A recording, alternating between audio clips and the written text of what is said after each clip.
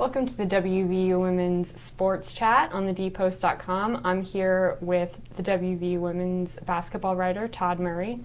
Todd, what do you make of WVU as they head into the Big 12 tournament? There's a lot on the line, and they lost against Kansas State in the regular season finale. What to make? That's a good question. A lot of people are wondering that today. I mean, this is a team that has just been so up and down this season. They've had big wins followed by really disappointing losses, and it played out again here at the end of the regular season. You know, they come back and beat a very good Texas team, 76-69 in overtime in the Coliseum when they trailed by double digits in the second half.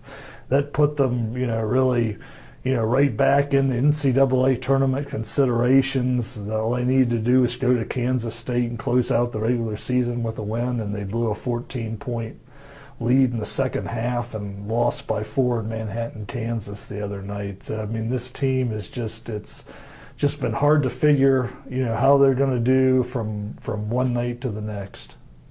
Well, the Big 12 tournament starts Friday in Dallas. They're going to play Texas Tech. What do we expect? Well, Texas Tech, that's a team that swept WVU during the regular season. Quite surprisingly, those were probably 2 wins the Mountaineers were counting on having.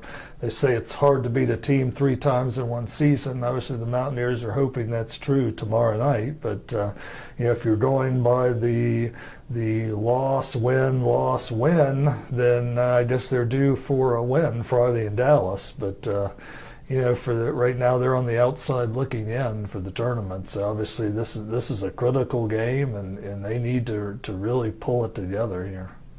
The NCAA Tournament is coming up in 2 weeks. Where do the Mountaineers stand? Well, they were in the field, heading into that Kansas State game, but that loss has definitely dropped them out.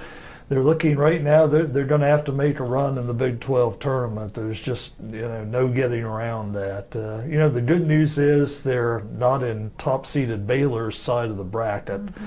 So if they beat Texas State, they would have Oklahoma. That's a team they split with. Also in that bracket is TCU and Texas. Those are also teams that they split with.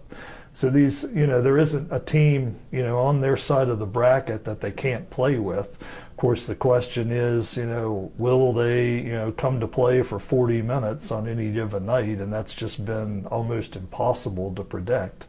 And I would say right now that WVU would need probably to get to the semifinals or the championship game to realistically have a chance at getting an at-large bid in the NCAA tournament when those pairings come out in 2 weeks, and that's going to be a stressful night for sure on Selection Monday when those pairings are announced.